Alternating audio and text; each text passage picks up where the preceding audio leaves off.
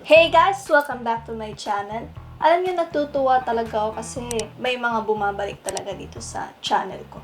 Pero, binalikan ka ba?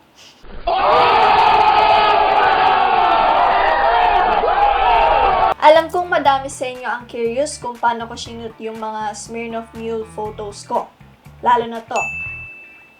Mapapansin nyo sa photo, di ba, parang nagle-levitate yung bote. So ngayon mag-tutorials naman tayo.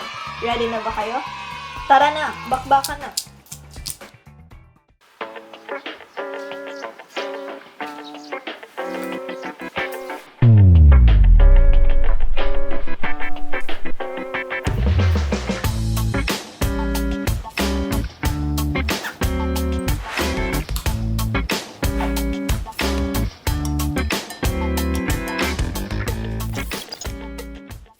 Bago magsimula sa tutorials ko for today, gusto ko lang pasalamatan yung Smirnoff Mule Team Philippines kasi napansin nila yung photos ko last week at nagpadala pa sila ng isang box ng Smirnoff Mule.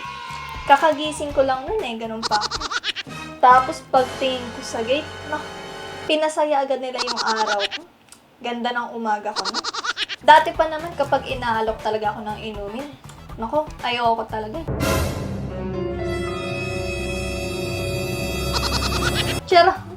Pero nung na-discover ko yung Smirnoff Mule,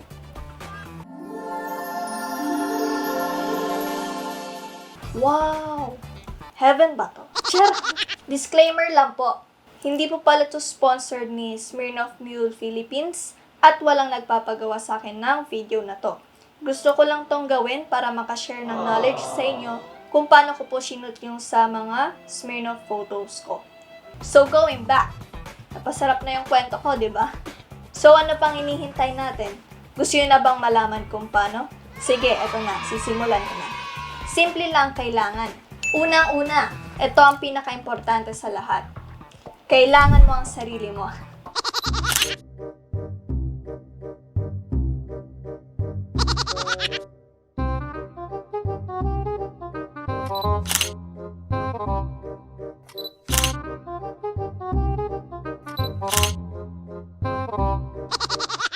Siyempre, kung wala yung sarili mo, sino magpipicture, di ba?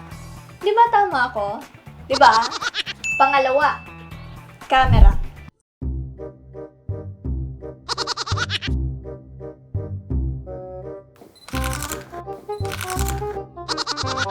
Ang gagamitin kong camera para sa shoot na to ay yung Sony A6000.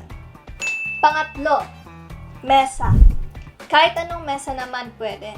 Makikita nyo yung sa akin mamaya. Pang-apat, tripod.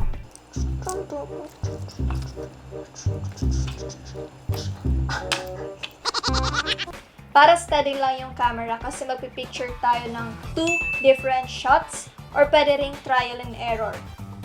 Pang-lima, background. Kahit anong background naman pwede. Pero I suggest yung plain background lang para hindi mahirap sa editing part. Ito, binili ko lang to sa Shopee. Nasa 200 plus lang ata to kasi may discount. Siyempre, dun tayo sa may discount, diba? Pang-anim, product na i-shoot mo. Uy! Ano ginagawa niyo dyan? Alam kong uhaw na kayo. Kaya tara na, huwag na kayong makinig sa akin. Charot, oy, makinig kayo. Para sa akin, itong Smirnoff Mule yung gagamitin ko kasi ito yung nasa title. Panghuli, yung pader nyo sa bahay.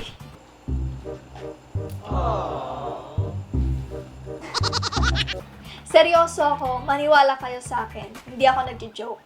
So, nagtataka kayo kung bakit hindi ko sinabi yung ilaw, di ba? Kasi wala ako nun. Wala akong external, wala akong studio lights. Etong ilaw na nakikita nyo ay desk lamp lang yan. Kasi 'di ba kung mapapansin nyo sa mga camera shop, ang mamahal talaga ng mga studio lights And wala pa tayong pang-invest para doon.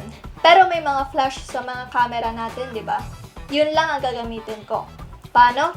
Makikita nyo mamaya. So ready na ba kayo? Tara, let's go!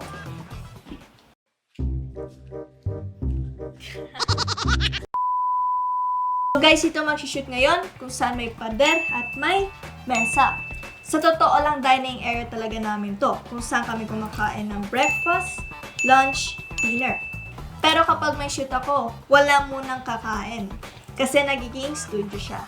So okay, start muna tayo sa pader. I suggest ganitong kulay or puti para malakas yung bounce ng ilaw mamaya.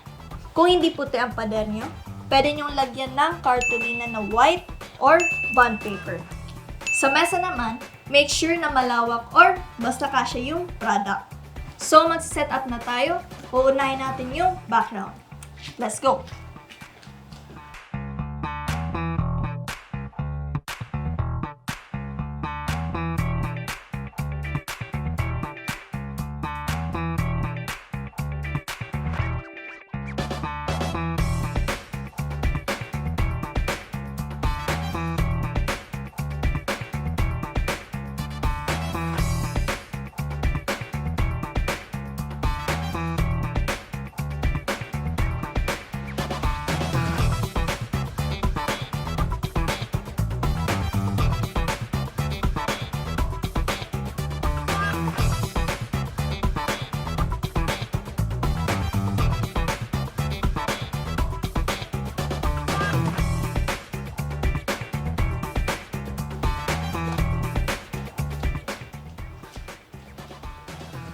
So, okay, tapos na tayo mag-setup ng background. Ngayon naman, ang isi-setup natin yung tripod, then yung camera Sony a6000.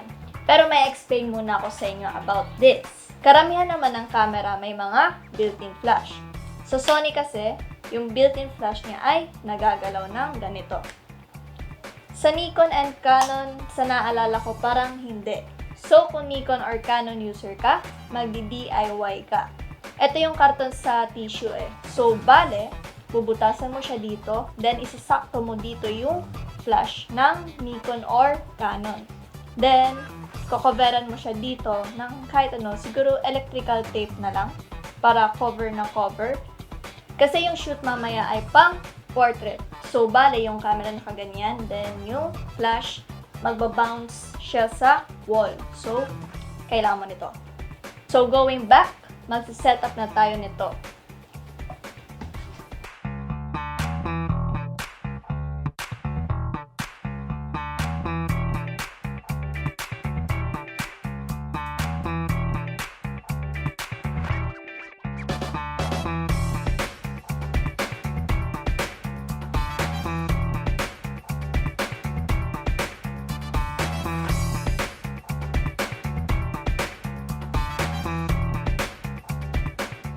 So, okay, nakasetup na tayo ng tripod, then yung camera. Ang camera settings yan ay always use manual, then raw, always shoot in raw, tsaka yung ISO niya nasa 400 or pwede rin trial and error, then mas gusto kong mag-shoot sa 1.4 na aperture.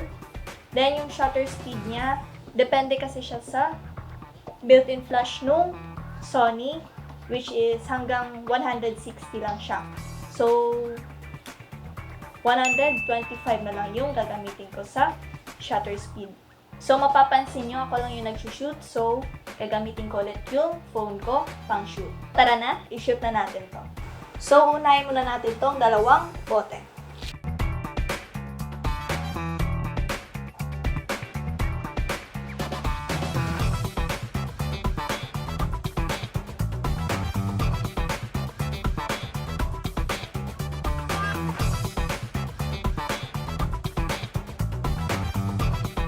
Kung okay na kayo sa posisyon ng dalawang bote, simulan na natin yung levitation part. May dalawang methods kasi na pwedeng gawin.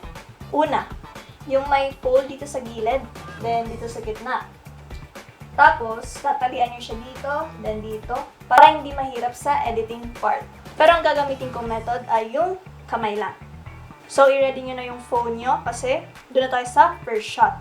Ang first shot yung wala pa to.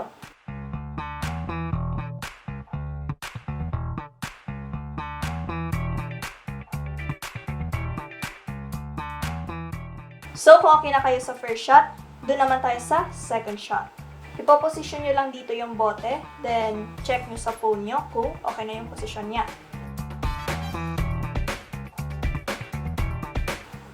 Be careful lang kasi baka madulas yung bote. So, i-shot na natin.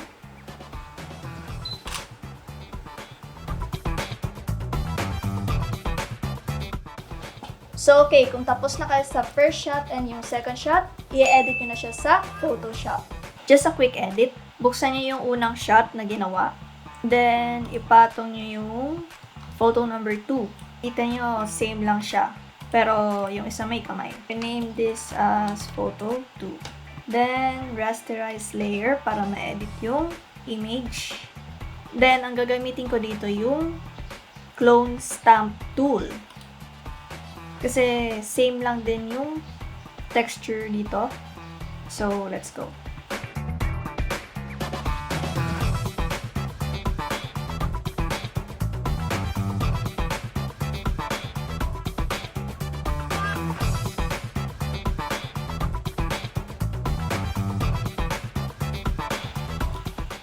So, okay, kapag tapos ka na i-clone stamp tool, kakat na natin siya ng pen tool. Make selection, inverse, then delete lang. Ayan, makikita nyo na siya sa photo 1. But, erasein natin to, nasa gilid. Erase tool, then yung soft lang.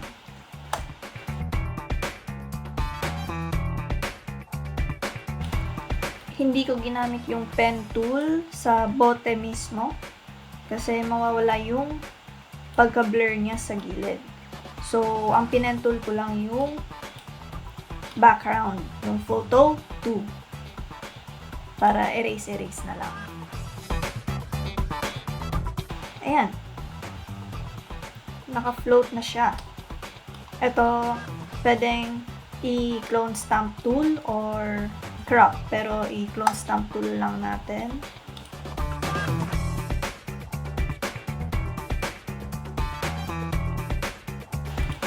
So, ayan.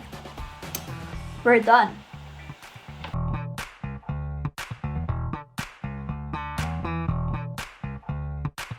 So, that's it. Ganyan lang yung ginawa ko sa Smirnoff Mule photo ko.